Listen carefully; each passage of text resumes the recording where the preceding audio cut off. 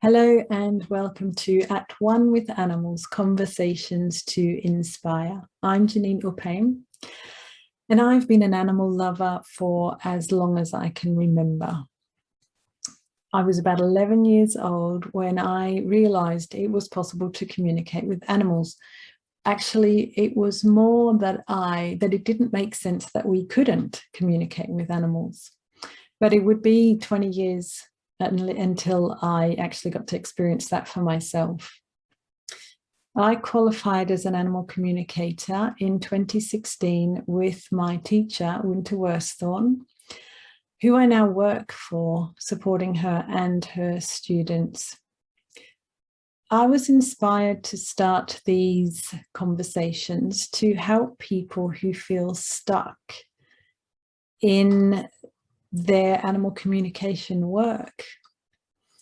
Until recently, some years ago, I used to suffer with crippling self-doubt.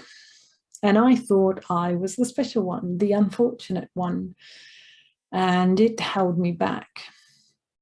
But I'm getting to know Wynter over the last 5 years or so, and meeting other people, amazing people like her, who are passionate about helping animals in their specific way, I discovered I was far from alone. Self-doubt and lack of confidence is actually very common, especially amongst sensitive people. But yet, some of them weren't actually letting it hold them back in any way and were following their life path in amazing ways. And that's what I want to share with you. But before I even launch this series, I can see it morphing in front of my very eyes. And at this stage, I have no idea what it will become. I'm a triple Gemini and I love asking questions, and sometimes I even like to receive answers. I'm now studying astrology with Maurice Fernandez, and I've discovered why I not only like asking questions in general, but why I want to go deep and understand what makes people tick on the deepest level. And I'm really hoping to take you on that journey with me. So the flagship interview of this series is actually with Wynter herself and is being released today, the 8th of August. I chose this date to honour my maternal grandma, Joy Blackson. In Australia, it's already the 9th of August, and it would have been her 99th birthday. I also dedicate this series to my dear and beautiful friend, Jo Christensen, who always walked gently on this earth. Once I decided on this date, I made a discovery that the 8th of August, known as 8/8, is the Lion's Gate portal. This was obviously no coincidence when you consider that these recorded conversations, are in support of the Global White Lion Protection Trust. The White Lion Leadership Academy is where I first became conscious of my self-doubt, how it was blocking me, and when I started to clear those beliefs with the help of amazing facilitators. So as I said, these interviews are in support of the Global White Lion Protection Trust, led by Linda Tucker, author of Mystery of the White Lions, Children of the Sun God, and other books. Through the Trust's sensitive scientific reintroduction programs and inspired cultural initiatives, they are restoring the white lions to their rightful place, alive and flourishing in the heartlands of South Africa and within the hearts of humanity. Their mission is to create a leadership model of harmonious coexistence and mutual benefits for lions, land, and people by upholding and teaching an ecocentric rather than egocentric relationship with nature. So with that in mind, And for those of you who have the means, I have included the link to the donate page of the Global White Lion Protection Trust. There are several different projects running at the moment, and you can read about each one and decide where you would like your financial support to go. It is my sincere hope that you enjoy this conversation between Wynter and myself. And for anyone struggling with self-doubt and you feel that it's holding you back from your authentic path, I hope through Wynter's example you can see that it is possible, very possible, to get through and to make a difference in this world. Many of you watching or listening to this conversation will already know Wynter, but for those of you who don't, Wynter's been communicating with animals for about 20 years and teaching for 17 of those under the name AnimalTalk Africa.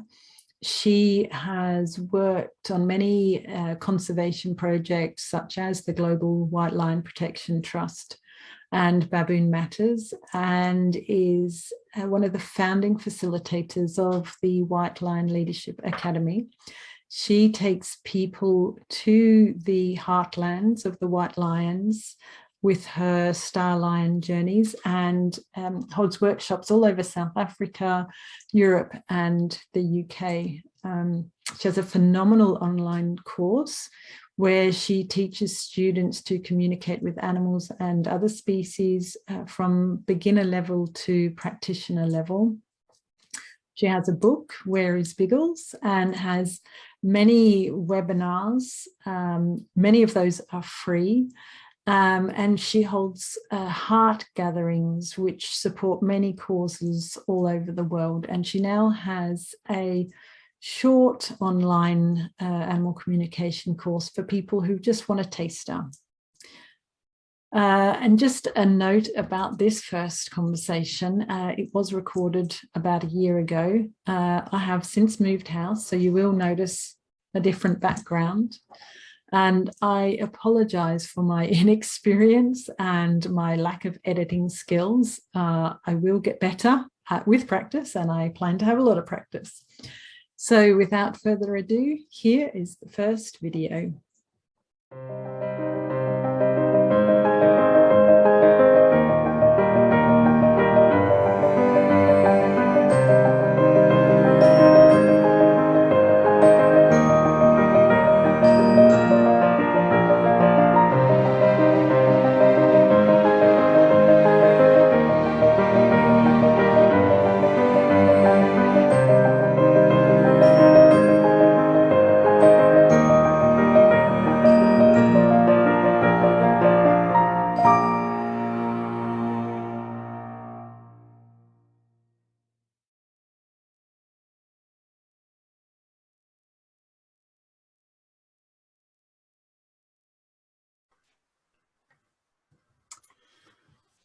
Hi everyone, welcome to the first interview in a series of interviews with wonderful animal communicators and people who are working tirelessly to make life better for animals.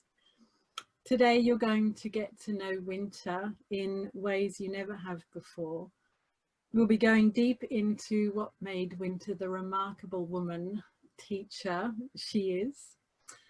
And thank you, Wynter, for sharing your experiences with me today. I know being out in public like this isn't your favorite place to be, so I really appreciate that you've been open to this. Thank you. I just want to share briefly where Wynter and I first met in 2004, when we were both living in England and I was living in Devon, and you came down to a friend's house and held a workshop there. It was October 2004. I remember it very, very well. I had my first experience when we were communicating with Bob, my friend's dog, and you guided us to talk to him about what had happened to him the day before. And I immediately got flashes of yellow and black. But because they had horses, I mentally thought, oh, you know, I bet he got stood on by a horse. So, you know, I kind of had this yellow and black in the back of my mind. And then Claire shared with us what had happened to Bob the day before, and he'd been stung by a bee. And that was my first experience of, you know, that, you know, the first image that comes. So I always come back to that every time. So yes, thank you for that first experience 16 years ago. My God, can you believe that?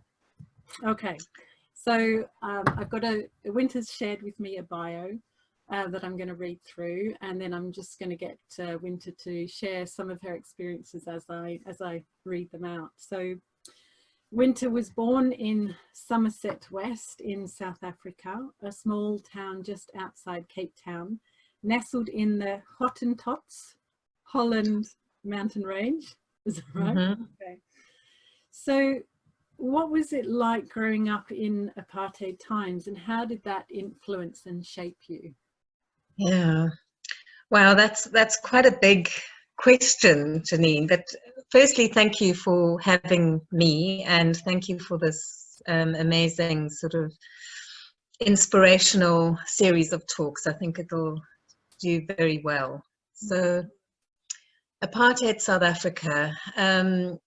I was thinking about this last night, actually, because I remember when I left the Cape, when my mom got divorced, and I was living with her and my stepfather in Johannesburg. And at those times, in apartheid South Africa, Black people were not allowed to be in the towns at night. They had to have passes during the day with their identities. If they didn't have a pass, they were arrested. At night, they went back to their little villages in the hills. It sounds crazy, but this was sort of, you know, what, 45 years ago. And I remember going to sleep at night in this new house as about a 4 or 5 year old, and hearing the drums beating and being absolutely terrified.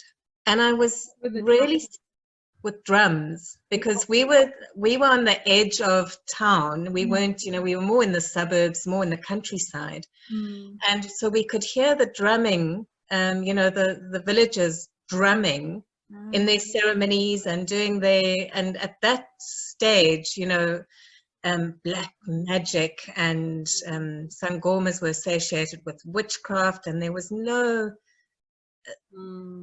concept from your normal middle-class white people about what, I mean, obviously there was a concept of what Black people were going through, but, you know, the indigenous cultures that are coming through now was so suppressed. And as a little girl, I used to be scared of that sound of drumming. And thinking about it, I think I was picking up on the frustration and the fear and the anger that was coming through the drums. And if I think about it in shamanic terms now, it would have been the ancestors getting angry, you know, and perhaps that's what I was picking up. And, you know, I got that same feeling every time I heard people drumming, even in drumming circles, and up until I was in my late 20s.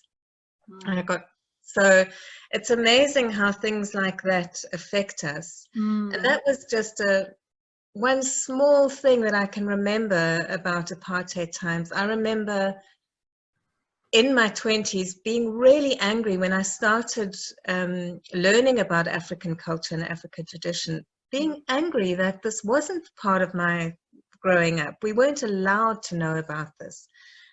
We had people who worked for us in the houses, and I was really close to them. There's actually a song by a South African artist called My African Mama. And, you know, because it was the African mamas that normally brought us up, because our moms were working or too busy, and they're the ones that, you know, really looked after us during the day. And we were so close to them. I remember being so close to my African mama and loving her. but not knowing anything about her, you know, and about the culture, until I grew up and realized that there's something wrong here, you know. So the changes that, I mean, obviously there was a lot of fear around the upcoming, the new South Africa. There was a lot of fear in the old South African mentalities about how this was going to happen. Would there be civil war? Would there, you know, everyone expected civil war, but with Nelson Mandela and F.W. de Klerk working together so thoughtfully, with peace in mind, it was amazing. It's amazing that we never went to war, but there's still conflict. There's still, you know, all over the world, there's still conflict. You know, South Africa gave it a name and a law all those years ago, but the apartheid still happens, and that's something that we really need to work, each and every one of us, I think, needs to work on within ourselves. And the indigenous knowledge if we can start learning about the indigenous, the sacred knowledge, that'll come a long way to healing all the past ancestral hurts. And then the drums will be singing rather than angry. Yeah, well, they are now, you know, I think they are. There's a lot of, I mean, I love the drumming ceremonies now that we do at the White Lions, and, you know, with the Khoi, when I work with Chief Stephen Fritz and the Khoi people, there's drumming is part of the culture, and it is celebration and joy and beauty. It's so powerful, so connecting. Yeah, so it's yeah, so that's, you know, that was my experience of in a little bit of the, you know, what it was like growing up with those awful laws in place. It does give a very real example of what can happen. I mean, as you say, there are still problems, but it does give a very real example of what can happen when lion-hearted leadership comes together, you know, and what is possible. And how old were you when Nelson Mandela came into a power, into his own power? Yeah, so that was 1994. So I was born in 69. Tell me how. No. Can work it out. Yeah. Okay. So I mean, you had spent, you know, pretty much all your childhood with my whole childhood. So I was in my 20s when that. So my whole childhood was spent in that regime. Yeah. Well, I mean, growing up in Australia, we, you know, atrocities with the Aborigines, but we didn't learn, and even now, I don't think there's really much happening in schools, and I think because they haven't gained a strength again now. But I know that there are people working tirelessly in Australia to build the Aboriginal culture back up again and get it out there, because it does have the same sort of power. I mean, they don't use drums, they use didgeridoos, but you know, that is that same Indigenous culture, that energy that we need to remember our roots as well, because we all come from, you know, we've been on all sides, you know, our ancestors have been on all sides. So yeah. And we are one. That's the lessons that nature and the animals are teaching us, and that's what the Indigenous nations, all of them, you know, no matter how they express their culture, they have that same core belief and knowledge that we are all one. There is no separation. If you speak to the you know, the Mayans in the Amazon and the Khoi in South Africa and the Aborigines, they'll all say there's no separation. We are the water, we are the trees, we are the animals. There's nothing separating us. And that's what we as the westernized, civilized people need to remember. And that's what animals are in, that state. That is the state that they are in, connected.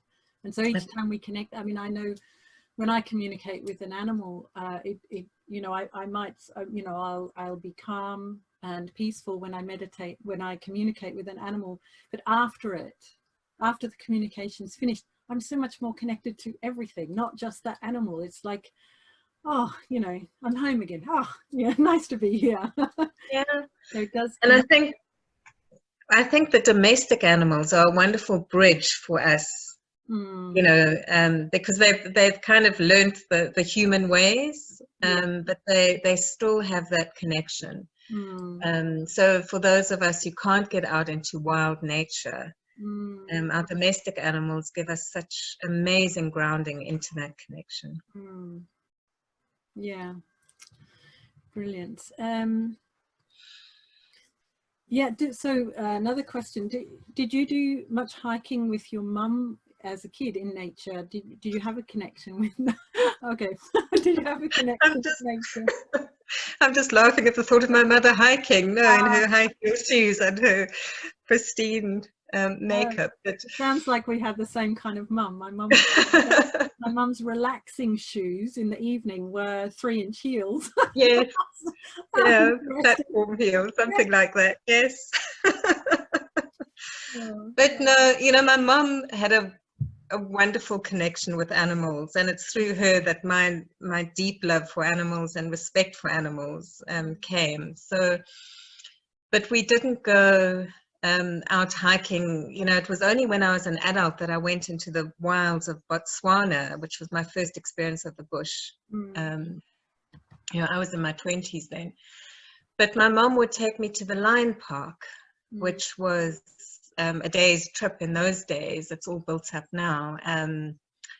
And, you know, I didn't know this same lion park still exists, and it's got that terrible reputation for cub petting and lion breeding and farming of lions.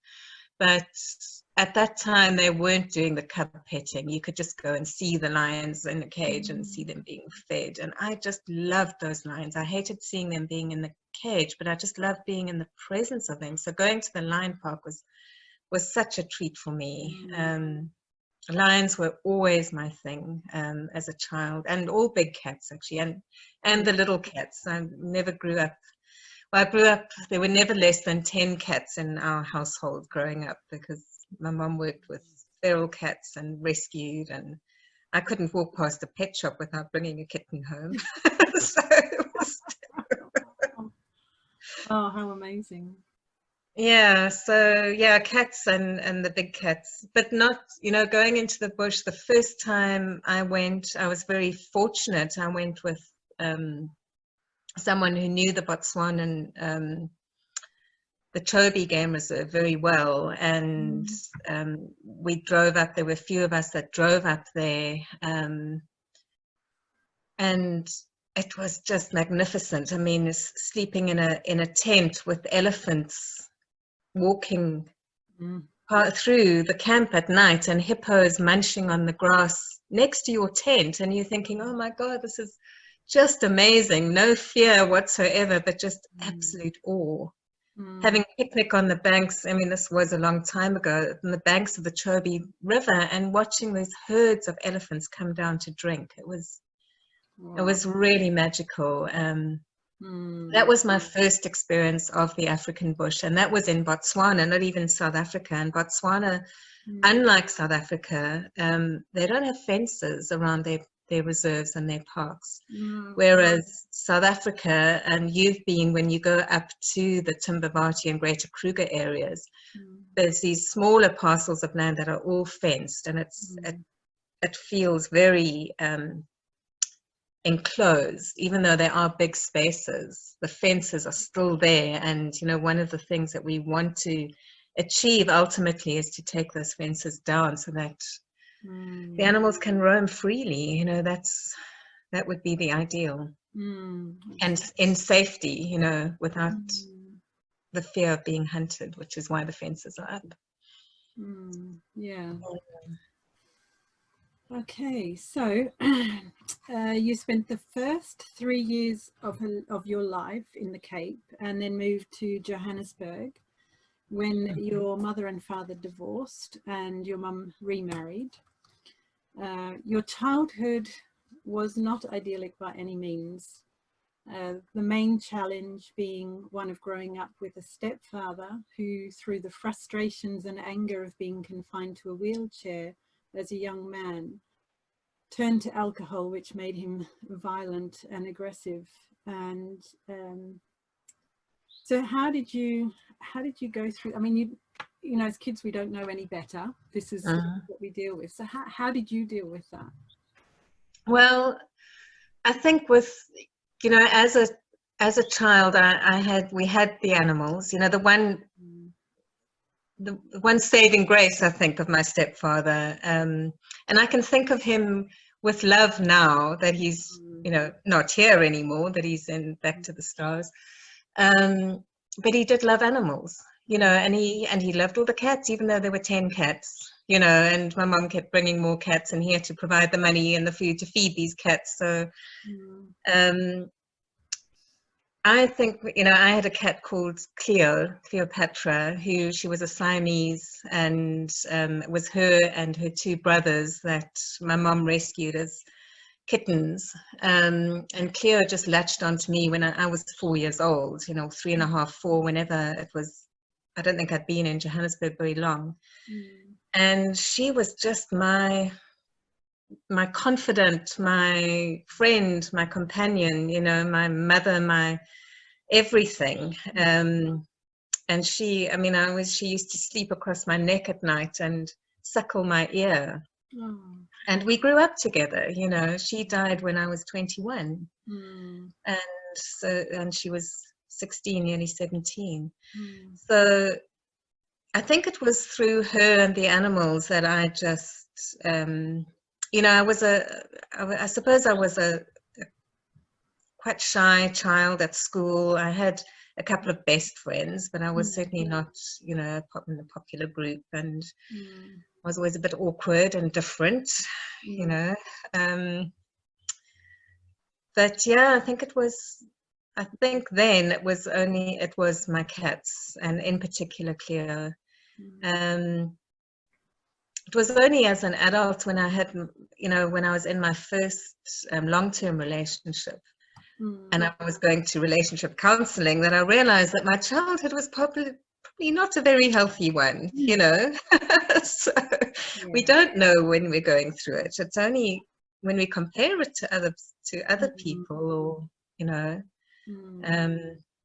And of course, one of my best friends also had a bit of a strange life, and she, you know, she would spend a lot of time in my house, because it was better than where her family was. So I didn't feel like I was really bad off. And, you know, there wasn't, I say my stepfather was violent and aggressive, and he was, but he wasn't able to be very physically violent because he was confined to a wheelchair. So, you know, if he was getting violent, we could leave, and he couldn't, you know, catch us, really. So, yeah, maybe that's revealing a bit too much, but yeah. Yeah, I think the seed is planted so young, and yeah, for me, animals were everything to me as a kid as well. And I always went to the animals for love. You know, that was the place I got the heart connection, not knowing what it was that I was searching for until I was in my 30s. But, you know, I recognize, so, you know, absolutely, thank God for those animals that we grow up with. Absolutely. Yeah.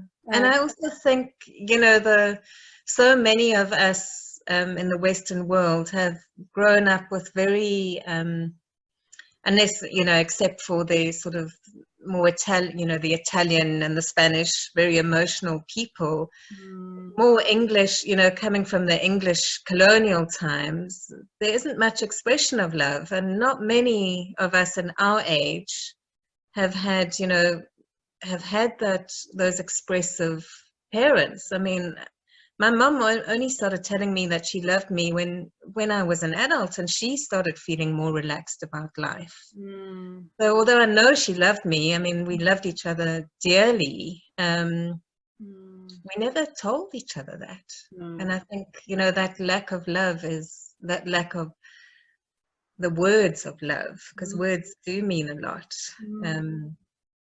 So yeah, it is interesting how our animals, and they don't need to speak the words of love, no. but you just get a different feeling, don't Yeah. you? That unconditional love. It is that lack of judgment. I think we just feel so safe to be, you know, we never feel like we're too much for the animals or not enough, or, you know, we trust them, and yeah, humans make it much more difficult.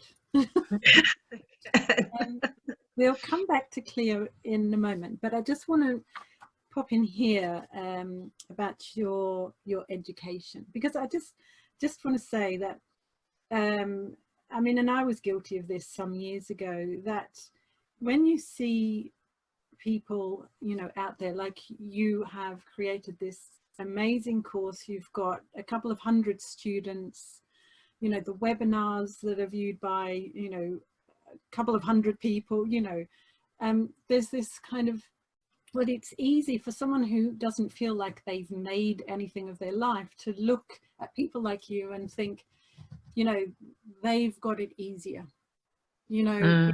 I think it's yeah, it's you know, that life must have been easier for them, or they had more support in their childhood, or something along those lines. It's like those excuses that we tell ourselves so that we, you know, feel better about not our perceived, you know, feeling of not making it. And that was one of the things, because, you know, as I've gotten to know you over the last, you know, few years working for you, and, you know, every now and then again, and you would say something and it's like, yeah, you know, my perception of the difference between a person who makes it and doesn't make it or whatever is very, you know, it changed over that time. And that's one of the things that I wanted to, because I know so many of us who are training to be animal communicators, we allow thoughts of, you know, not doing it well enough or something, we allow those thoughts to stop us. And that's one of the things that I've, you know, I've been in such a privileged position, you know, supporting you for the last 5 years or you know, and obviously I've known you for a lot longer, to see, you know, how you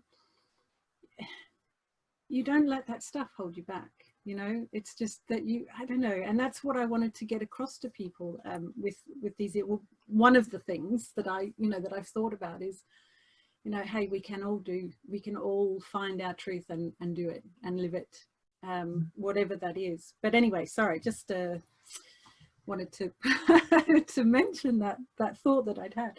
So your education, you left school and enrolled in a 3-year graphic design diploma course, but you had really wanted to study veterinary science. But do you want to share what we talked about before? Yeah, just one thing that I want to say about what you've just said as well, about the, you know, not feeling good enough. It's not that I don't have those feelings as well. You know, I do definitely, you know, every time I have to do a communication with an animal, I think, oh my God, you know, I don't know if I can do this, you know, depending where I am. And I have to really just give myself a good talking to and say, you know, once you've done this, you know, you can do it. So just get on and do it. And then I ask for help from the lions and my guides, and I do it. So it really is giving yourself a good talking to and getting out of your own way. Exactly.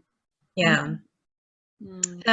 But back to, yes, you know, when I left school, you know, throughout my childhood, lions were my thing, animals were my thing, and I really wanted to work with animals. you know, so veterinary was obviously the first obvious thing to come. But my maths and science marks were not good enough to get enrolled in Onderstepoort University, which is a very famous veterinary college here in South Africa. And another option for me would have been Rhodes University, which was far away from home, and that was to study zoology. And I was really keen to do that because of my connection with lions, and thought, well, if I can study zoology, I can study lions, and I can go to the African bush. But my mom, that was her kind of pull to me. We were slightly codependent, well, maybe more than slightly codependent relationship there. She just really begged me not to leave and not to go study away. And so I was really pulled. And of course, at that time, I still had Cleo, which I didn't want to leave. So there was a bit of that as well, and a bit of fear about leaving my comfort zone. So in a way, I did take the easy option, which was, I was always very good at art.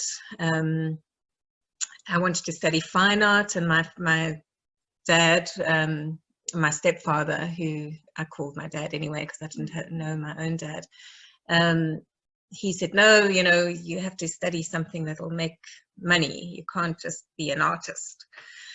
So graphic design was the option, and I got accepted into the course, but I didn't enjoy it. It was so rigid and commercial. I was very good at it, but I certainly didn't enjoy it. And then I was looking at other things. Again, I wanted to go to the fine art, and my dad said, no, you know, try and find something else. I'm not going to pay for your education if you're just going to not do something with it. And I ended up studying to be a makeup artist, which is really bizarre. And I worked on, you know, in TV for a couple of years as a freelance makeup artist, doing special effects and prosthetics, and I loved it.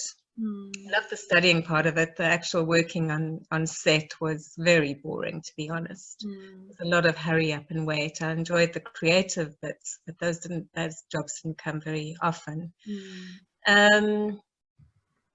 Yeah, so I went the creative route rather than the scientific route. But I always wanted to work with animals. That was my, you know, I volunteered. I helped my mom with the feral cat project while I was growing up in Johannesburg. She started the first trap, neuter and release program at Wanderers Cricket Club, which was very successful with the SPCA, and I'd help her with that. Then my dad died, and I had to get a job, a proper, good, well-paid job. And I managed to get a job in a graphic design studio because I had my graphic training. And that, you know, I kind of enjoyed it. It was I didn't enjoy the work so much, but the people were nice. A very good friend of mine was working there as well, and it paid the bills. And I had to support my mom at that time because my dad left us with absolutely nothing. She lost the house, she lost everything. So it was my mom and the 10 cats and a couple of dogs as well. But eventually, I realized that I had to follow my dream. So I did. I quit my job. I freelanced for a while doing art. I got an opportunity to move down to Cape Town and leave my mother, you know, and that was when I was sort of 23, 24. Still looking after her, but not having to, you know, live with her. And that's when I started working, you know, finding what I wanted to do with animals. And I did a lot of volunteer work with feral cats down in Cape Town with an organization called Alley Cat Action.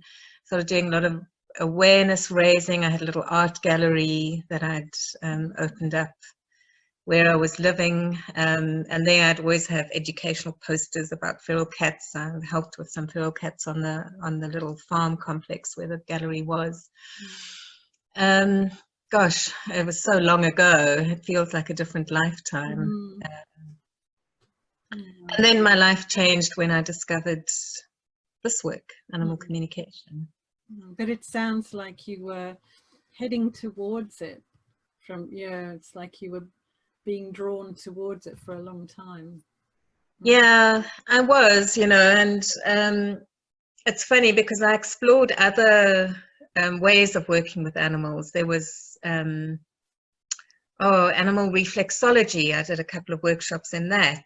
And then T-Touch. I discovered T-Touch, and I did some courses with Tellington Touch, and that I still use today because it's such an amazing tool.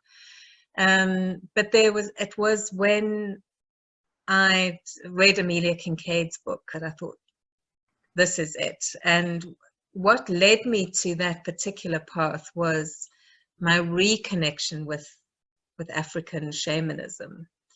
And I think it's something that I had to go back towards, you know, thinking about the fear of the drumming, and as a childhood, as a child. And you know, it's strange because my mum, although she was stuck in the apartheid system, she wasn't an activist by any means. You know, she had strong feelings, but her work was for the animals, and but she had great respect for the African culture. I mean, my mum and dad had Credo Mutwa's book, Indaba My Children, when it was first published and banned in South Africa. So they actually had a copy. I've got an original first edition. And my mom used to go when Credo Mutwa was actually doing speaking tours. She would go and see him and meet him. This was, and I had no idea about this. I must have been maybe, I don't know how old I was when this, but she didn't share it with me, which was strange that she only shared it with me later when I was, you know, when I was an adult. And she always, and then even when she got older, she started getting more interested in the indigenous cultures. And, you know, she was a bit of a white witch in her own right. She was an aromatherapist. She studied herbal medicine, and she had healing hands. So it wasn't such a big leap, actually, for me to go and see a sangoma when, you know, when I was stuck, and someone suggested to me to go and see Michael. At first there was a little bit of fear because I didn't know a lot about the African shamanism. Only the bad, you know, the fear stuff comes, the bad stuff that you've heard growing up, you know, that with the black magic and the muti, which is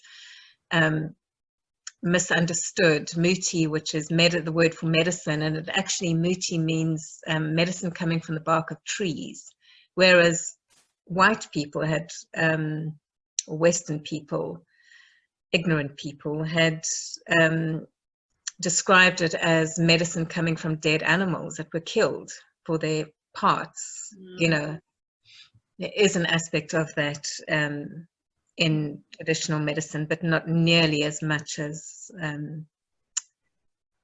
has been brought, you know, to the fore in the ancient ways, the real, true indigenous ways. Much like the Chinese traditional medicine, you know, animal parts were not a big part of the healing.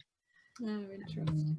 The same with African medicine, animal parts, unless you knew the animal and asked permission of that animal, and you know, there's such a different culture of respect through working with animal medicine.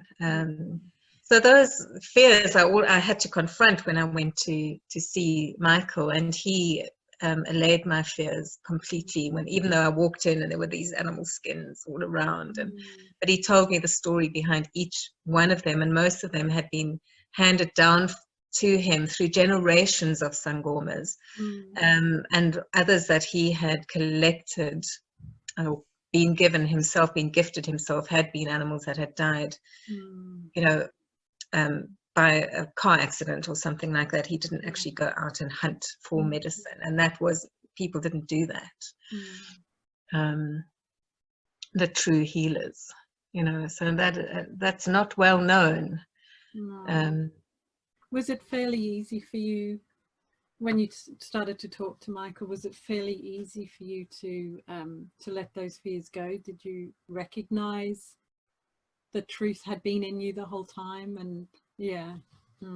Immediately. I mean, he was amazing. I mean, he was so full of light, and I felt that, and I felt I could trust him. And he recognized. I mean, he was a white man, which so he was a white man born in Zambia, and trained by the Zambian shamans, and he had been, when he was born, he was told that his destiny was to be a sangoma by the workers on his parents' farm in Zambia. And he tried everything possible as he grew up, every direction work, and nothing worked for him until he went back to Zambia and went to see his people, and they said, well, the problem is you need to be a sangoma. So he went through this huge training, and it's harsh. Yeah. And then he was very successful for a long time, helping a lot of people. And I think because he was a white person, he managed to bridge that gap, that cultural gap, speaking my language as well as the African indigenous language. And it was a good transition for me into that world. So yeah. And then he said to me, your ancestors are telling you to wake up. You need to wake up and see what you can do with your life, and see the gifts that you have. And that's, that I could feel energy. I could work with healing energy. I could see things. And I remember saying to him, I want to work with animals. And he said, you will work with animals. And that's when I discovered, it was only, I think probably a couple of weeks later, that I found Amelia's book. And I thought, aha, this is it. This is for me. This is my path. And you remind me, and I know I remind you of this, about Sunshine and her, Wynter, wake up! It's one of the only other thing I remember from that very first workshop is that story about Sunshine.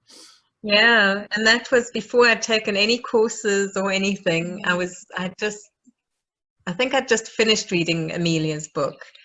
And I used to suffer from depression quite a lot before I started this work. And I remember it was, I was living alone just with my cats at that time. And I remember in the morning, waking up and just not wanting to get out of bed. Just pull the duvet back over, not a day to get up, even though it was a beautiful, sunny, lovely day. I lived by the sea as well. There was no excuse, there was just beauty. When I was feeling good, I could walk on the beach every day. And I just remember hearing this voice, Wynter, wake up. And it sounded like it was coming from the next room. But that was impossible because I knew there was no way people could get in. There was no one else in the house. And I thought, no, you must be dreaming. Went back to sleep. Wynter, wake up.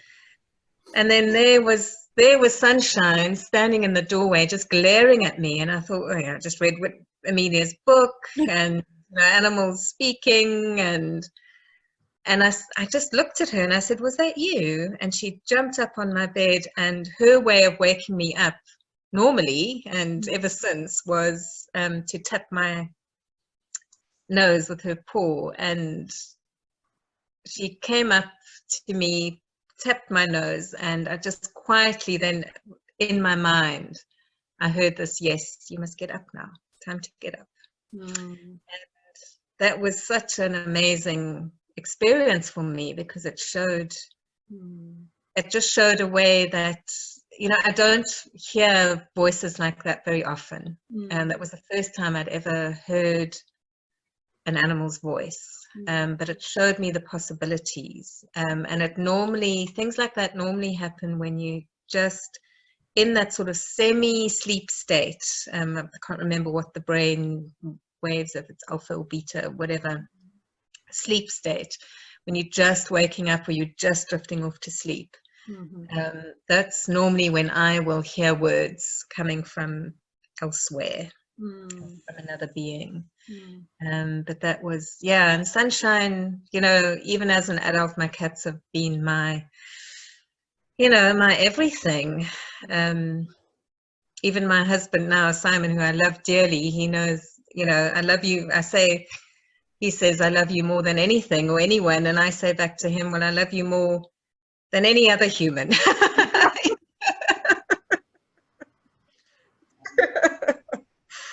So, yeah.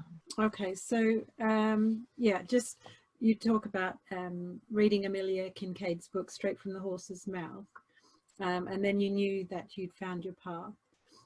Amelia became your mentor, and from the day you met, you never looked back. yeah.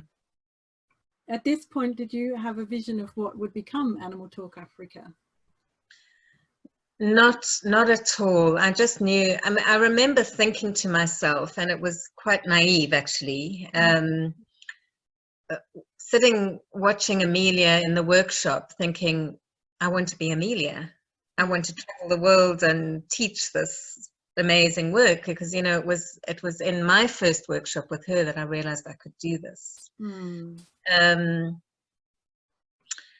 And naively, you know, it's a tough life. You know, if I look at Amelia's life, it's been really, you know, it's tough. It's tough for her, you know, traveling all the time, not having much of a,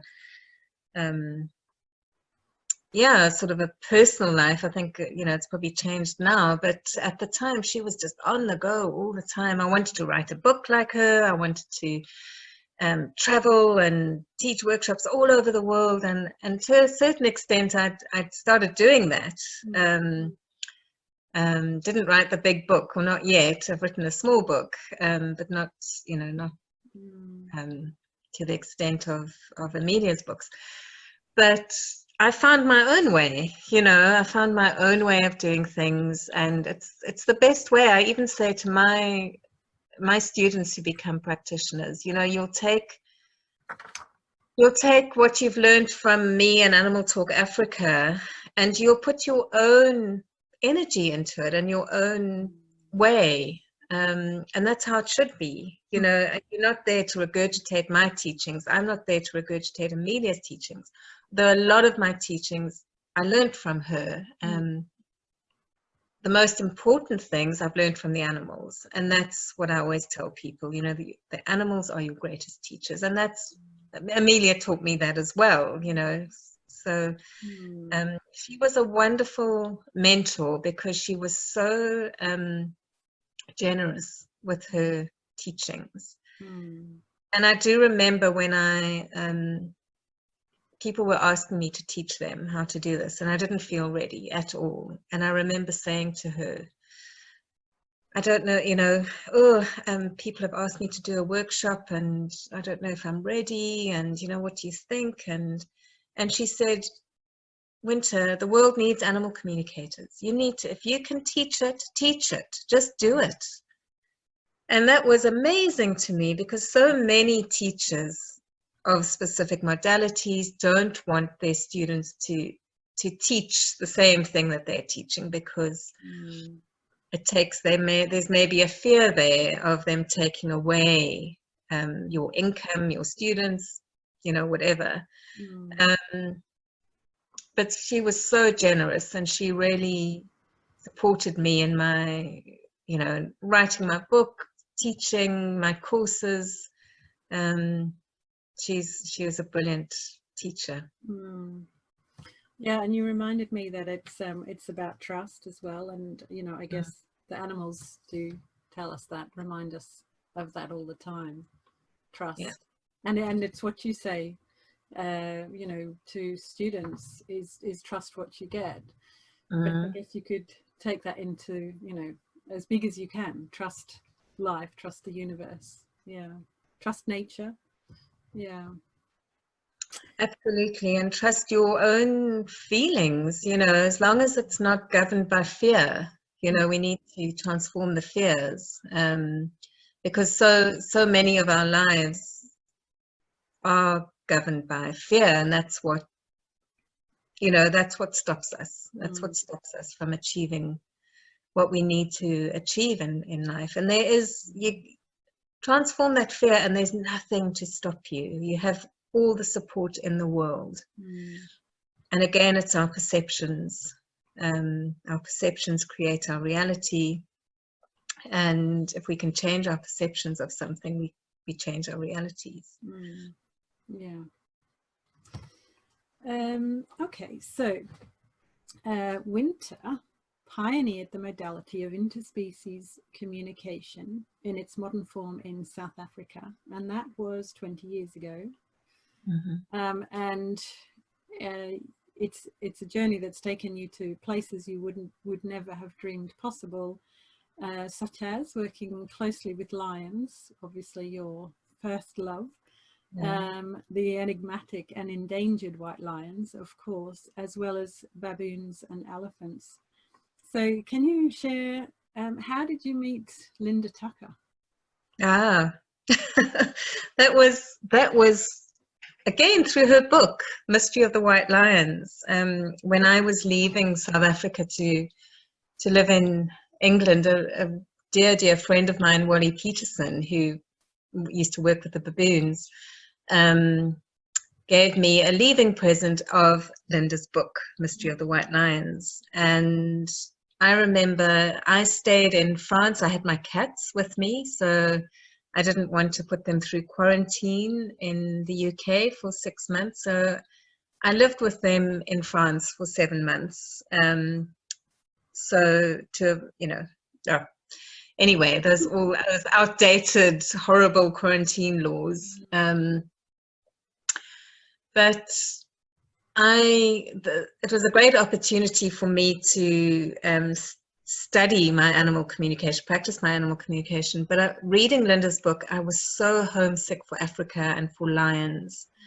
And I knew there was a zoo about an hour's drive away from me that had lions, African lions. So I went to visit them, and it's a bit of a long story that I won't go into, but I managed to spend some alone time with them when the zoo was closed, because I told them I was studying. And there were these 2 lions that were being bonded, because it was a new female that was being introduced to this male, and they weren't bonding very well, and I communicated with them. And I wrote this communication, and eventually they did bond after I communicated. I just basically said to them, if you don't accept each other, you're going to be alone for the rest of your lives. This is your reality right now. And they gave me some beautiful messages about how they have adapted to European, the cold, and, being in, it wasn't a bad enclosure. It had, it wasn't huge, but it wasn't a cement block. It was, it was okay. But still not really acceptable. But they had adapted, and they had accepted, and then eventually they did bond. But with Linda's book, she had her first edition, she had her email address on the front cover. So I emailed her just saying thank you for the book, saying what I was doing, learning my animal communication, and I sent her the communications I had with these lions in the zoo. And wow, she emailed me back, which I didn't expect. It was a few months later, and I ended up meeting her and Dr. Ian Player, the late great Dr. Ian Player, who's a very famous South African conservationist, at London Victoria Station, the most bizarre place for 3 wild African people to meet. We spent about an hour together, and it was just, there was an immediate bond between me and Linda. Well, I felt it, and I'm sure she must have as well. And then she invited me the next time I was in South Africa to come up to see they were still, I don't think they even had the land yet when I met Linda. Mara was still in the zoo. The founding lioness was still in the Johannesburg Zoo. The next time I went out to South Africa, which was maybe a year or two later, I met Mara in the zoo. We saw her through the back, in the back of Johannesburg Zoo. There was a road outside of the zoo. There was a road that you could, through the fences, you could see into the dungeons where the lion enclosures, below the lion enclosures. And I remember going to the spot with Linda, and we looked through, and there was Mara sitting at the little opening through the bars, sitting, looking at us. And I mean, is that the picture on the line? It's a similar picture. Yeah, it's not from that same point, but she was in profile. She was in the Sphinx-like position. And I just, that was incredible.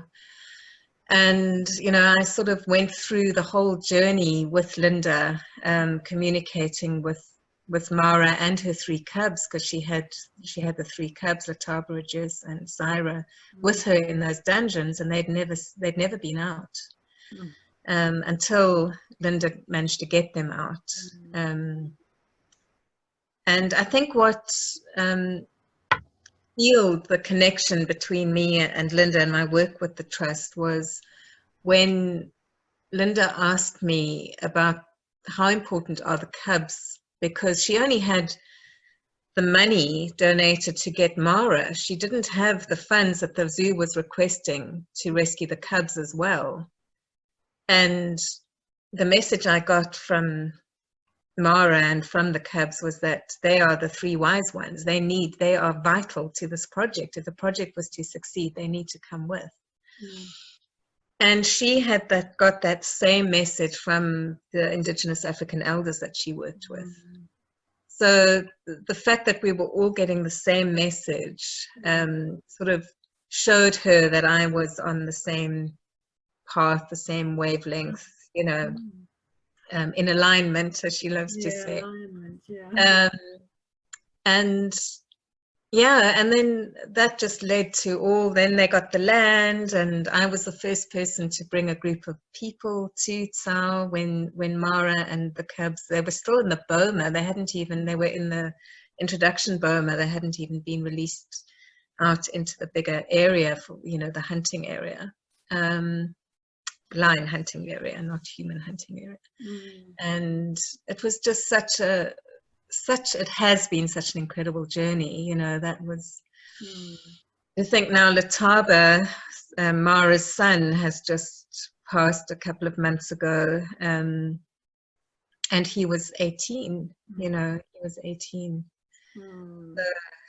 So it is a long time ago. And I was in your second group to Timbavati. Yes. The lions were out. They weren't in the boma at that point, but that was about 6 months after the first. I think your first one was in March 2006. Was that right? No, the very first one was actually in November 2005. Ah, okay. So you might have been on the third one, or maybe it was the second one, because I was still living in England then in 2005. So it might have been 2006. I moved back. It was September 2006 that I was there, and I think it was the second. It was the and they were out, and life-changing.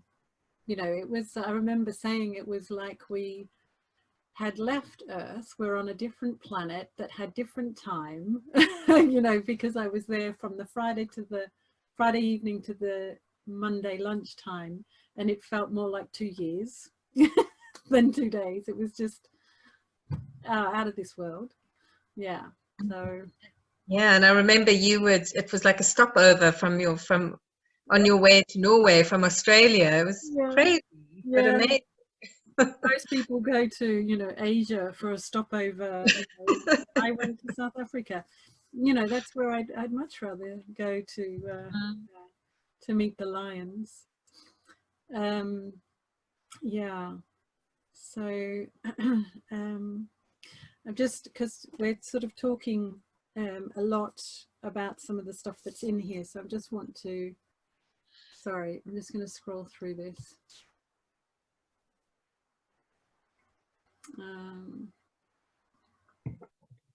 Would you like to share about the, you know, the meditation? Because I'm just reading that you were taught transcendental meditation at the age of 12, and also that you chose to be a vegetarian as a child as well. That's going back a little bit, but yeah, but that again is my mother's influence. She, you know, as I said, she was very different to other mothers. She would, you know, she did haul me off to transcendental meditation classes as a 12-year-old, which none of my friends had ever heard of, you know, and but I loved it, and I think it's, you know, even now I still remember my mantra, and I work with that kind of meditation to calm my mind and still my mind. And I think it helped me when I was learning animal communication to instantly go into that stillness that is so needed to be able to quieten my mind. I don't think if I'd had that training, if I hadn't had that training as a young child, I don't think it would have been as easy for me. It's a great benefit, you know, meditation. Well, it's not vital. I mean, I've met, you know, I remember a 16-year-old, 14-year-old maybe girl that I was quite close to. She'd never meditated in her life. She'd never, but she had an amazing bond with animals, and she was so accurate with getting information. Immediately, she didn't even think about it. She just knew. So, you know, you don't have to be able to meditate to be able to communicate with animals, but it's important to find something to be able to still, if your mind is so busy, if you recognize that your mind is so busy with logical thought and doubts, then you really need to find some way of calming that. Yeah, and obviously in the course you talk about a lot of different ways of doing that. Crystal. Yeah, lots of different ways. And yeah, vegetarianism, that was also my mum. My mum was a vegetarian. She ate fish though. I ate fish until I was about 20, so I wasn't a pure vegetarian. And then I just couldn't eat anything that moved. I wasn't vegan until I tried to become vegan for a long time. And, you know, like many people, it's like just this addiction to cheese and the comfort of dairy, and that got to me. But it must be 5 years now that I've been vegan, when I realized I actually had no more excuses. I didn't need cheese. And of course, my vegetarianism wasn't just because of my mom. It was because of my love for animals. And it was, you know, it wasn't a health reason. It was because I did not like eating my friends. And I knew that piece of meat was a cow or a sheep, and there's no ways I could eat it. You know, I don't think I've ever eaten a steak in my life. Even as, you know, before I became vegetarian, it would only ever be very processed food that didn't look anything like it could be meat, you know. And my best meal was soya mince, you know, soya mince and rice was lovely. That was my best. You actually have no clue what it would have tasted like, you know. No. No, I must admit, I've been vegetarian for 8 years. And I was just saying to my husband the other day that, you know, you get all of these Beyond Meat, that kind of thing. And now for me, they taste too meaty. I don't want to be reminded of the taste of meat now, you know. Yeah, I get that. They've just started. It's become very big here, especially in Cape Town. You know, you order vegetarian burger and this like meaty thing gets. But what happened to the lovely chickpea lentil things that you used to serve. Oh no, we serve the Beyond Burger now. Yeah. And it's just, ugh, yeah. They drip with beetroot juice. Yes. It's like, But I think I understand, because, you know, for a lot of people, you know, their hearts want them to be vegetarian, but they're so used to the taste of meat, and that they think that they, you know, they like that. So it does help people to transition. Yeah. So I guess Very nice. there's a lot of people transitioning out there, not so many, you know, who actually just belong to burgers. But for myself, I remember I'd wanted to be vegetarian, but because my iron levels were so low, I thought that I should eat meat. And then I became anemic, even though I ate meat. So then I thought, this is my chance, you know, I'm going to have to take iron tablets anyway. So I cut out the meat. That was fine. But then, and I remember at the time thinking, because that was 2012, it was just after the White Lion Leadership Academy. It was about 6 months. So I had been building up for that. And then, you know, thinking about being vegan, and the cheese and the eggs, you know, that's, you know, as you say, that's very normal for people. And then I did a diet where we cut little things out each week, and one of the weeks we cut out egg and cheese. So then I was actually vegan for the week. And about 5 days in, I was like, oh, I can do this. I can actually, I don't need the cheese and the eggs. And I haven't looked back from that. But when I first became vegetarian, I tried to go straight vegan, but there was so much soy, and I found I fell into that soy trap, and I thought, okay, maybe I should try to be vegetarian, but just have like some fish or something. So it was about 4 months after I had been vegan, and I had fish, and this, you know, sudden awareness. So I was so that was 2012. So I was 41, and this sudden awareness that I had not wanted to eat meat my whole entire life. And I had remembered all those times I was eating meat, and there was a part of me that felt sick every time.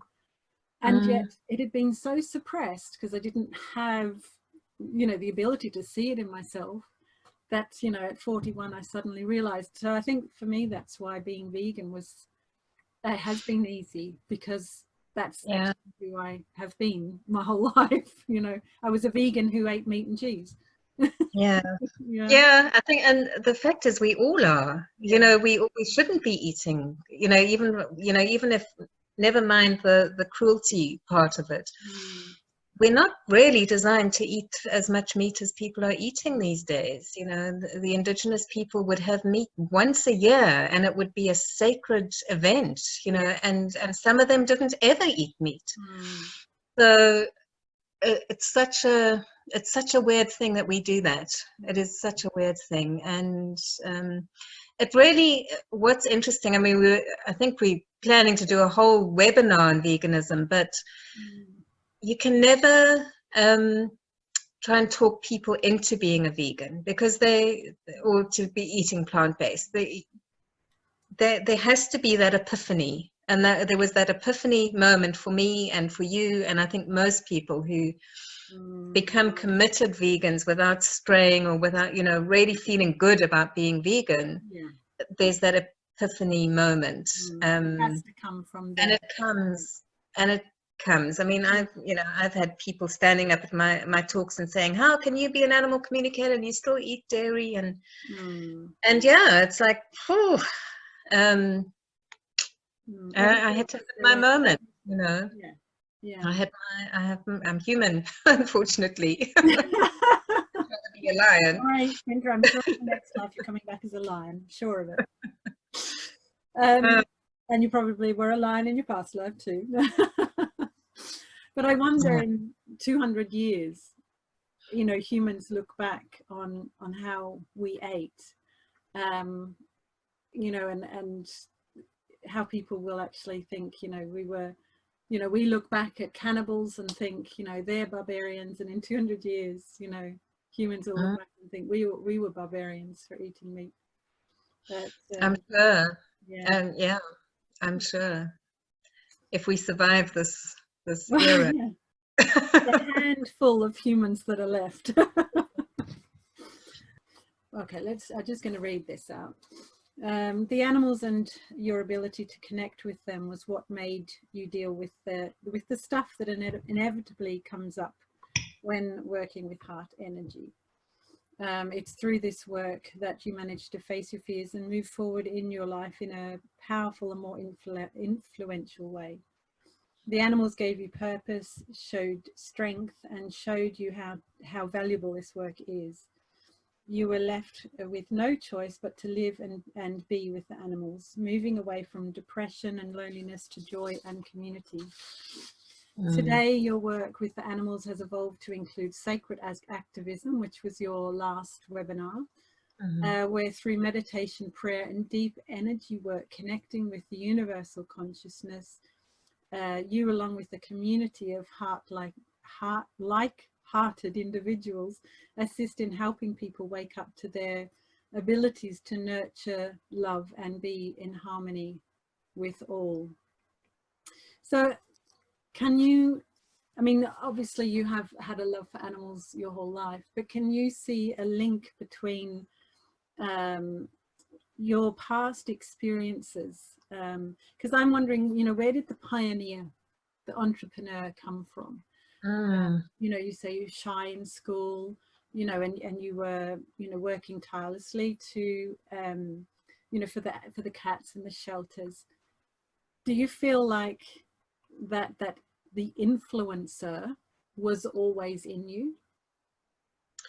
I think it was, and it was my passion for the animals and realizing that their voice needed to be heard and people needed to be aware of what they were going through.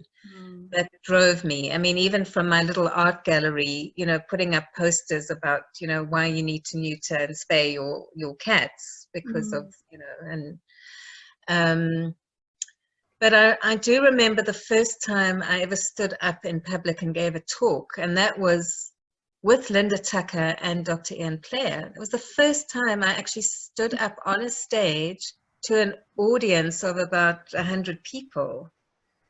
And I was terrified. I was, you know, I was thinking of, you know, I used to be scared to talk about my art in front of my class, you know, explaining the reasons behind the pink polar bear or whatever. But there I was standing in front of, you know, these, like, with these two highly respected people, and there's little old me, who's only just started this work, really. I'd only been doing animal communication for maybe 4 years at the time. And I think it was the lions, really. You know, the moment I started connecting with the white lions and the sacred, recognizing that the sacredness of them and their message, that it wasn't about me anymore. You know, all my fears, and I remember my friend was driving me to the conference center, and I had my notes, and I was thinking, oh, how am I going to remember all this? I'd written reams of, you know, my speech. And actually, as I entered there, I crumpled up my notes and I just spoke from the heart. And I don't know, I know I do it now with the webinars, you know, so I don't even know where the information is coming from sometimes. It's coming directly from the lions, I believe. You know, my words are their message. And it was amazing. You know, people were laughing and clapping, and, you know, it was there. It was incredible. And I think that was the moment that I realized that I can do this. I can get out there and speak for the animals and for the lions. And, you know, any doubts, I mean, it still comes up, you know, who am I? I'm involved in these wildlife forums and coalitions of huge organizations, and there's little old me, you know, AnimalTalk Africa. animal communicator and with no scientific background, but just years of support from the animals. And every now and again I sort of think, well, who am I to actually co-sign this letter to the South African government, you know, with all these big names? But they want me there, and it's like I just have to get over myself and say, you are the voice for the animals at this time, for these animals that have come into your life. You know, get over yourself. You know, be here if you weren't strong enough to do it. You wouldn't have met these people and been exposed to these animals if you weren't the person that is supposed to be here doing it. And I try very hard to, you know, I need to sometimes check in with my ego and thinking, you know, am I being too egotistical or saying, I'm the voice for the animals? But not all animals, but these animals that I'm exposed to, I'm working with, you know, who else, you know, is going to talk? If I'm too scared to say what the animals are actually telling me, how is the world going to actually move forward? How is the world going to know that there's more to life than just the physical needs of humans and even the animals? You know, you get a lot of animal lovers who don't believe in animal communication. And they have their human anthropomorphic view of how animals should be treated. And we see that a lot in even in conservation and welfare, you know. Yeah, the recent issue with the baboons in Scarborough, with the 4 last remaining females being removed to a sanctuary on the other side of the country, when they could have been left to be wild roaming, free roaming baboons if people's mindsets had changed. But they didn't, so now they're stuck in a cage, possibly for the rest of their lives. You know, and people still think it's the best thing. It was better for them. It's better for them to be in a cage and being looked after than being, you know, possibly their lives endangered on the mountains.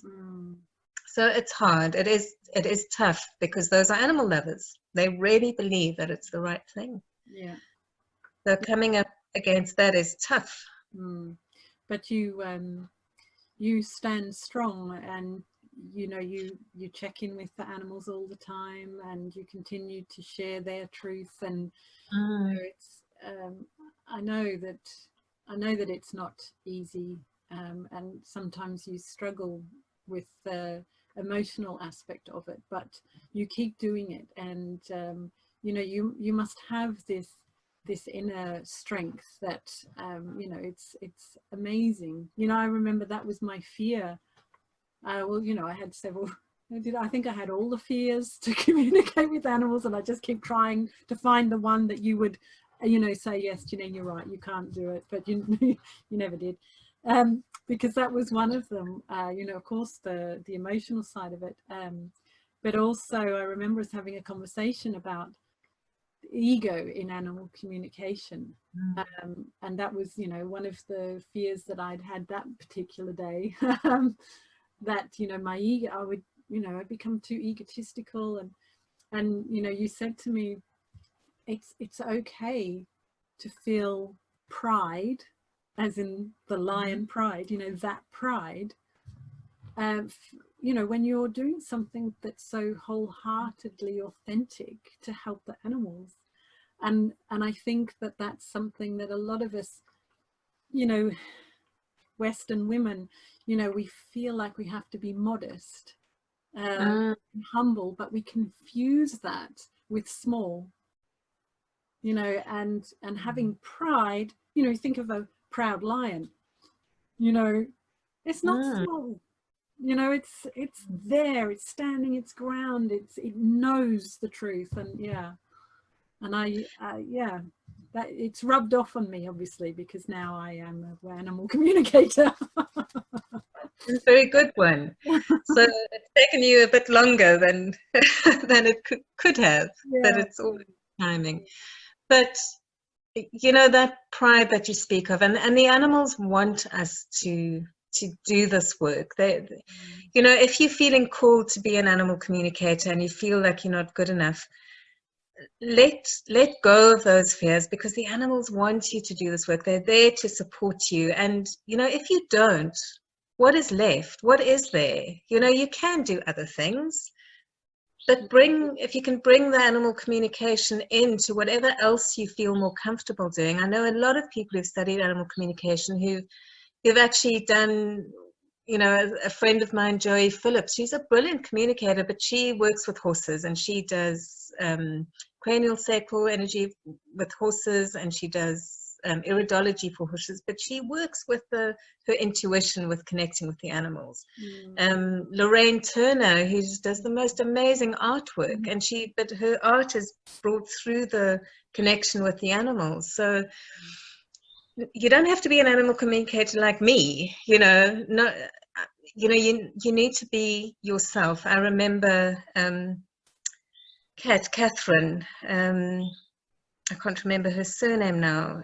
She was doing, sorry? Catherine Albertson?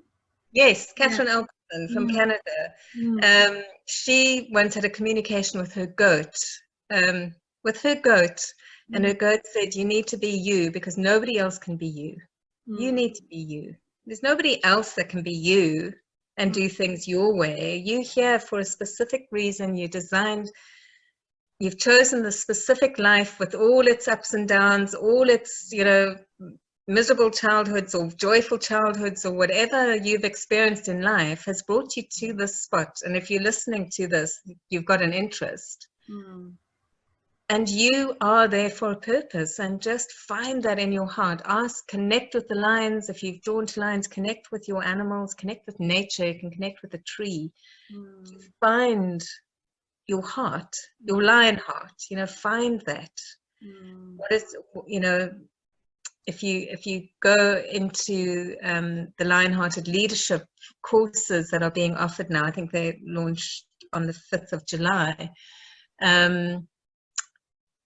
to learn what is lion-hearted leadership, what is being lion-hearted. You know, it's not just being brave, it's really being authentic, it's following nature's rule, nature's laws, you know, and those are very human terms, but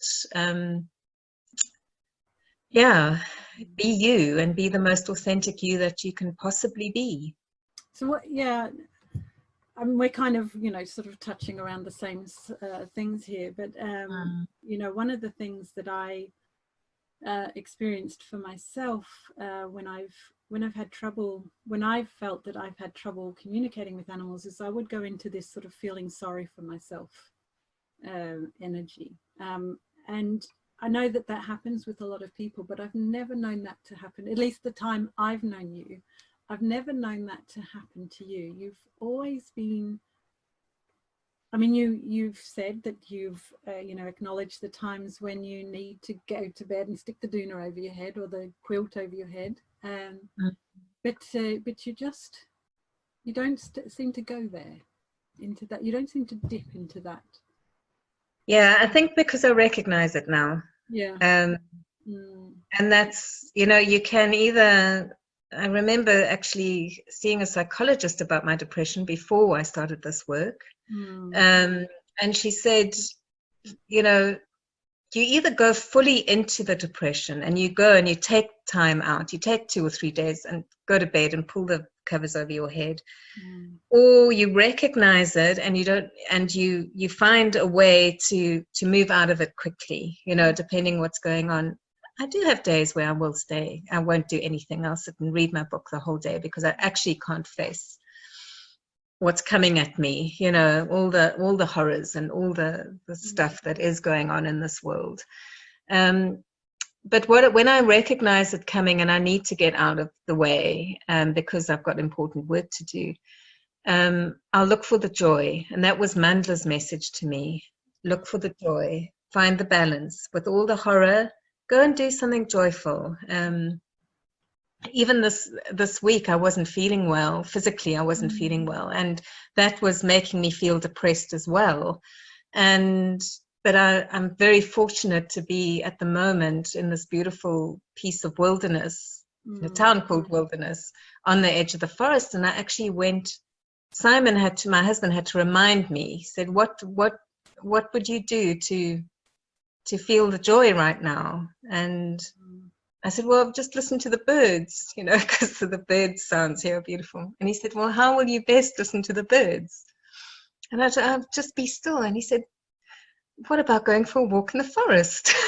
It's like, aha, you know, I wasn't getting it. But I did. I went for a walk in the forest, and I sat with the trees, and that stillness and the silence was just, it worked, you know, it brought my joy back. And not all of us have forests that we can walk into, but any little bit of nature, even if it's in a park, if you're living in a high-rise building, find a park near you and sit with a tree, you know. Find that stillness and recognize. Sometimes you might need someone else to show you, because you're so in that, I don't know, darkness, I suppose, that does cloud in. And listen to those people, especially if it's someone that you love and trust. And sometimes you have to push yourself. There's no ways I felt like walking down, you know, half an hour into the forest, but I did, because I knew it was the right thing. And it did certainly helped.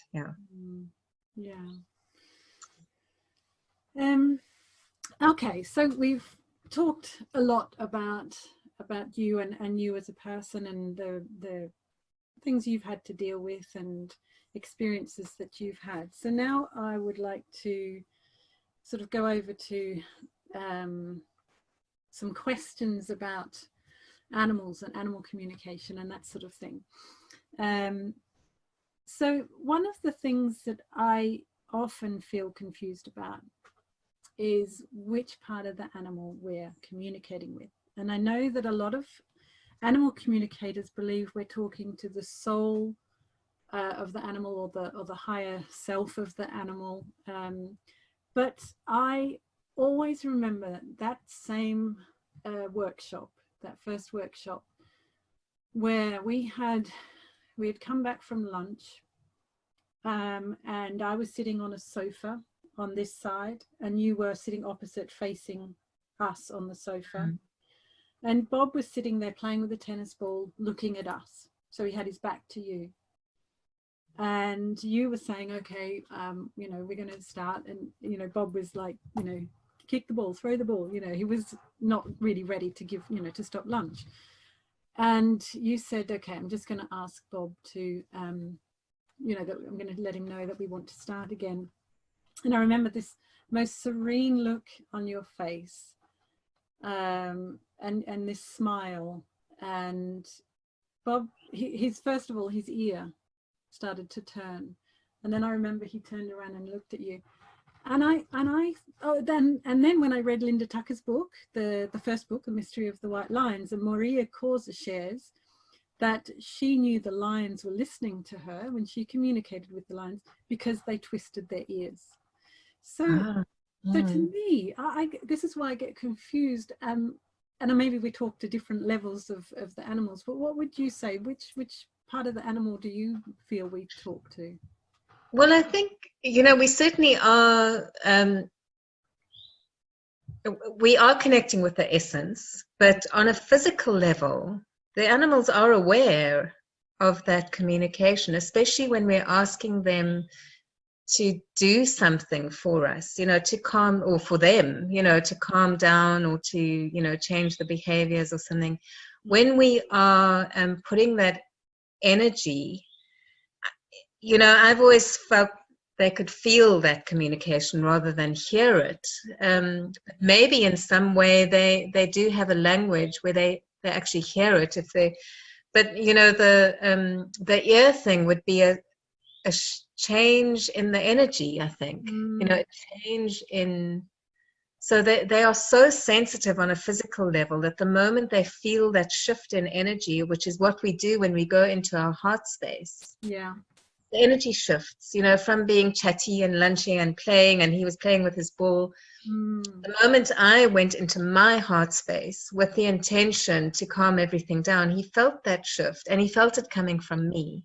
So that which direction is the the energy coming from. Yeah. Oh, it's coming from that direction. Yeah. Interesting. If I'd been in front of him, maybe he would have looked at me with his ears pointed that way, you know, and obviously that's only beings with ears pointing. Yeah. But yeah, so I think it is very much a physical thing. I tend to get messages, and I'm sure people have heard me say this before, on three different, well, probably more than three different levels. But there's the physical level when I'm connecting with an animal and I'm asking for information about their physical body. So, you know, is there any pain? I'm getting that very much on a physical level. I'm talking to their physical body and they're showing it to me in my physical body. And then there's kind of the more kind of personal connection where they would be giving me advice about my life or my way of being or even my own body. And then there seems to be this kind of higher consciousness connection where it's like the universe communicating or God communicating through them, with the big messages about the world and nature and, you know, humanity's roles and, you know, what's going to happen in the future. And so there's definitely different levels. That's my experience and my understanding of it. Yeah, you know, no, just makes sense. Yeah, thank you. So, okay, you know, you often hear people talk about animals as if they were sort of 3-year-old children. You know, that they have that level of intelligence. Obviously, that's not. I don't feel the same way as that, but you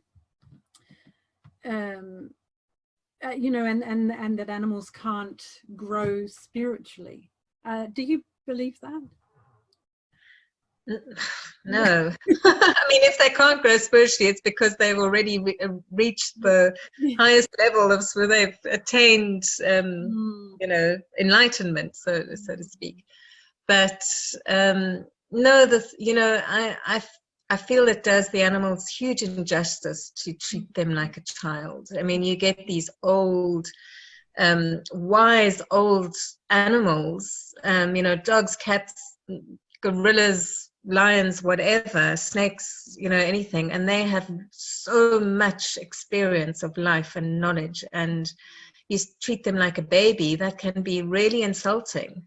I've found that. I've had communications with animals when they want to be stopped being mothered and treated like a baby. They want to be recognized as this wise being that they are, rather than this little cute little thing that mommy has to take care of all the time. You know, there's such a, yes, we need to take care of and love our animals, but with that respect, you know, providing the support that they need, but with acknowledging their wisdom and their experience. And can they heal themselves from past trauma? I mean, probably not in the way that we do, but you know, the most amazing thing about animals is that they do live in the moment. And I think what stops them from moving past their trauma is us. They're humans. So this is more domestic animals. But, you know, poor Charlie, he was so abused as a child, as a puppy. That's why he's so anxious now, you know, whenever he meets new people. You know, this energy of their past experiences keeps on coming up because people talk about them.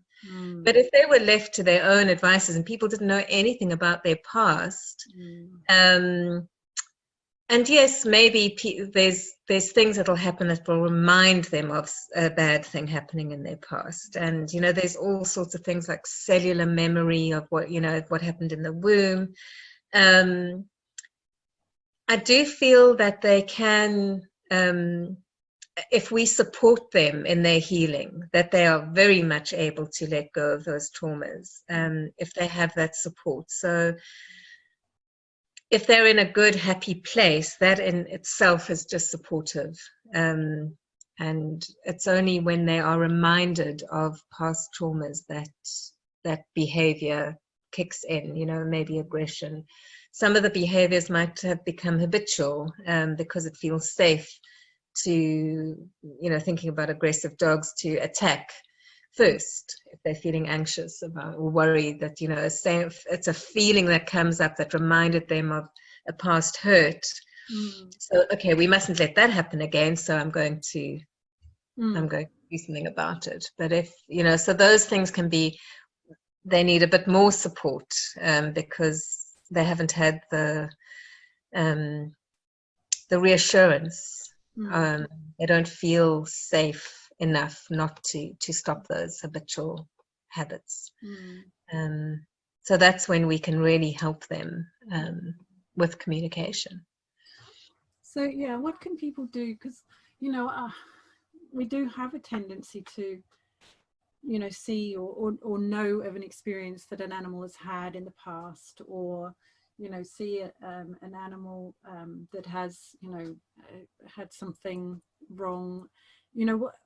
What is it in us when we say, oh, the poor animal, what is it in us that is making us feel like that, and how can we get past that so that we see that the truth of the animal? So that again is going into the heart and connecting with the heart and letting go all of our stuff, because I think we have been brought up to believe that suffering is perhaps an inevitable part of our lives, and maybe even a good thing. And it's something to be reminded of all the time. Oh, I've suffered so much, oh, I had such a terrible childhood, that's why I'm like I am, or oh, he's got issues, that's because he was abused as a child, or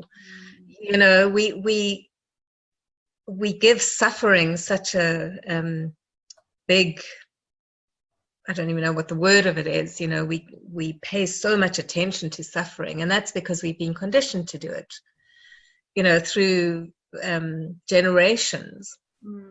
So that's work that we need to do in ourselves. The moment you find yourself having pity for an animal, catch yourself and say, look, the animal is not their circumstances. Even if it's an animal that is in a terrible condition, in a horrible zoo or captive situation, see into those animals' eyes and see that beautiful energy that's there. That is the animal. That is the animal that you're communicating with. You're not communicating with the abused, skinny, underfed lion in a cage about to be slaughtered for the bone trade. I'm sorry, I'm being very graphic here. That essence of the lion, that is the potential that could be, and you are honoring that presence, and you're communicating. And even if there's nothing you can do physically for that lion, just by seeing their strength helps them to cope with whatever situation they're in. You may not be able to save them, but know by connecting with them on that level and seeing them as that strong individual and committing yourself to helping in whatever way is possible. You might not be able to open, to free that particular lion or all the lions, but I'm just thinking about my own work with the Lion Coalition, and supporting these documents that are going to government to ban the breeding of captive big cats. We're working hard at it, and I know we're doing as much as we possibly can. I don't need to go and see those lions to help them. I can still send them love and not get over the horror of it. Get over that horror, because it is horrific. There's no doubt about it. It is horrific. And I've been in Parliament where the subject, the PowerPoint presentations by these lion farmers, and justifying the skeletons that are the quotas of bones that are allowed to be exported to China, and this is all like discussing car parts. I'm sitting there thinking, are we really hearing this? And me with Linda and Jason and so many other strong conservationists and organizations talking to that, knowing that we had to be there and do our thing. And you know, this wonderful lion shaman's cloth was with me there and stood in Parliament as representing the lion. That is the energy that we need to work with, not the pity or the horror, because that doesn't serve anything. You know, that's where we need to recognize the energy that we're putting out. I'm reminded of that. There's a saying, and I can't think of what it is, but it's about what we focus on, like where our attention goes, our energy goes, or something like that. Yeah. And yeah, if you're focusing on the pity or the poor animal, or you know, then that also our own strength just falls away. Like we don't have strength when we're in that space, but when you're connecting with the truth of the animal, lion, you know, whichever animal it is, then that gives us strength. So it's like the opposite. So if you're focusing on the truth of the animal, then that gives them strength and you strength to keep fighting. So yeah. Absolutely, you put it really well there.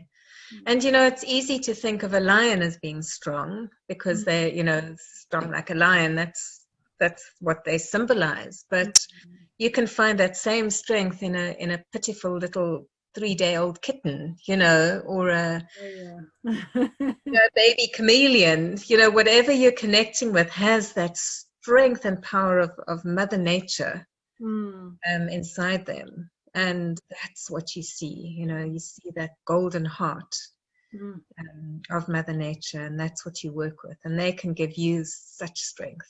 It's a mutual thing. It's not just one-sided. Wow. Whew. What do you say? Shoo! That's it. South African. Yeah, very South African. Shoo. Yeah. Okay, so one of my pet peeves is when I see pictures on Facebook of animals, you know, people have just captured a moment with animals appearing to hug each other, or, you know, something like that. And then there's a caption, you know, about something soppy about animals. How do you feel about those things?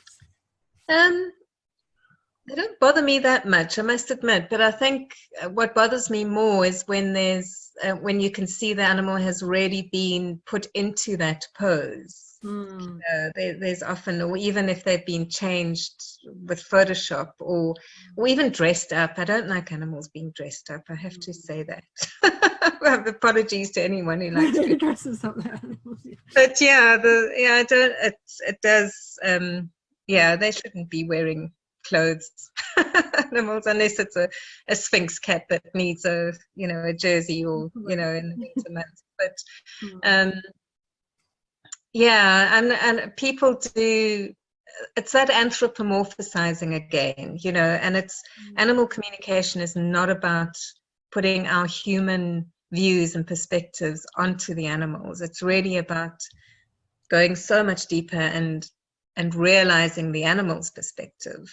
And that doesn't, animals do occasionally hug each other and express that love with a closeness of snuggles and cuddles. They do it with us as well. But to anthropomorphize that to such an extent, I just feel is a bit insulting as well. I think because I shared a picture of a elephant carrying a lion cub Yes. a few years ago now, and someone said that was a South African April Fool's joke, and I felt so humiliated. But I thought, what is it in me? And it's that I feel like I want to show the world. I want to affect people's you know, hearts and say, you know, this is why, you know, animals are so, you know, but then putting the, you know, anthropomorphizing the, you know, the hugging or the closeness or something like that. But what do you think it is in humans that make us want to see that and want to think that that's real? Well, you know, there are examples of real interspecies compassion that are out there. You know, there's stories of elephants who have helped antelopes, dying antelope, you know, picking them up and rescuing them from rivers. And there are these amazing stories. They're very few and far between because it doesn't happen in, you know, wildlife. It doesn't happen in front of humans' eyes a lot, or in front of cameras. But I think what you're saying is that part of us, we want to see that life is compassionate. We want to see that we can love each other. If animals are so different and they can love each other, why can't we? You know, so there's a great need in humanity for that love, that unconditional love. And that is, you know, I think that is why people are so easily able to be lured into cuddling cubs, cuddling lion cubs, because who wouldn't want to cuddle a lion cub? It's that nurturing, that mothering, that loving, physical way of expressing. And they get told a big story about, oh, this cub was rejected by its mother and wouldn't have survived if we hadn't, which is absolute rubbish. You know, but it's so easy. It's so easy to sell that to humans because we have this need for love. And we don't get love like that from other people. It's the separation sickness, isn't it? It is that separation sickness. And we're finding it. We're desperately seeking it. And we want that physical. We think it's a physical thing. We think it can be fulfilled by physically touching.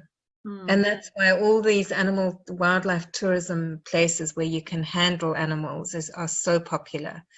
And hopefully now people are recognizing, you know, there's more and more recognizing what actually happens to those animals to get them in a state that they are okay to be touched by humans. It's not okay to touch wild animals in any way. Yeah. And if people recognize that in themselves, you know, where that feeling comes from, then they can act on it in a healthy way for themselves and for the animals. Yeah, definitely.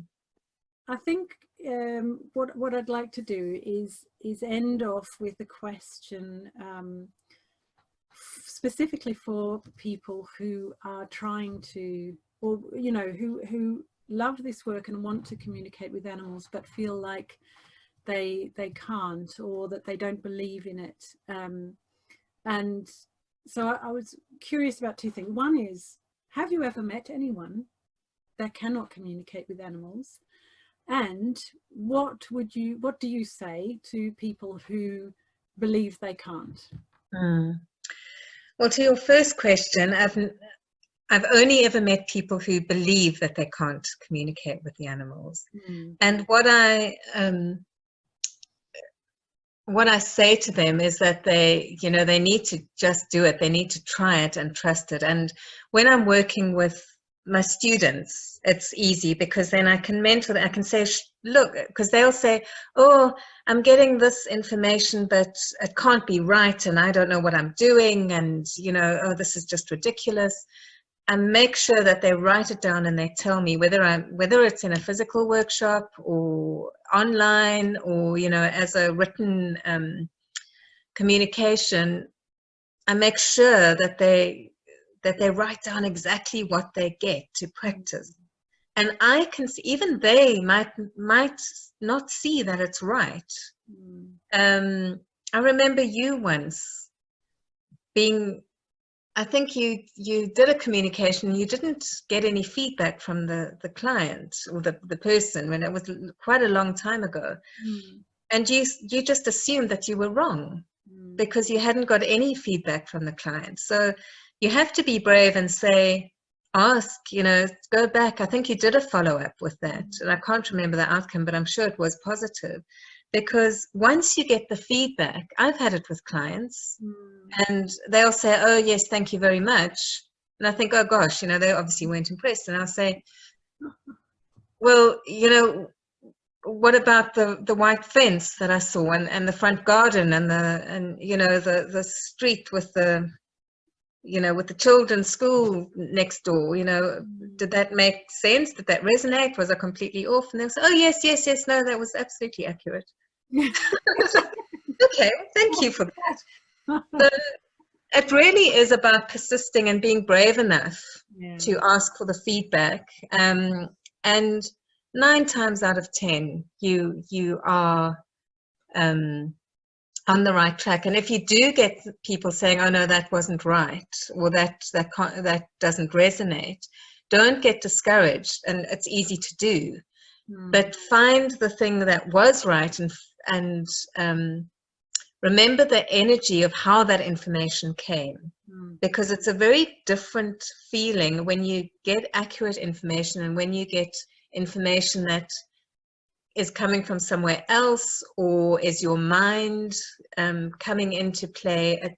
It's a different sensation almost as the information comes in.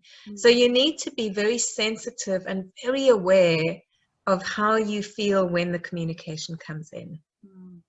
And that, it does, for some people it takes years and years. For others it's immediately apparent. And it's a bit like playing the piano. We all have the ability to play the piano or to speak another language, but some people are completely gifted and can do it automatically, and studying another language, for some people it takes years to perfect French or Italian, but for some they can do it immediately. So it's the same thing. It's practice. It's just learning a different language. Yeah, that's what I say to the students, But we all have this ability. We all have it. Yes. Well, Wynter, thank you so much.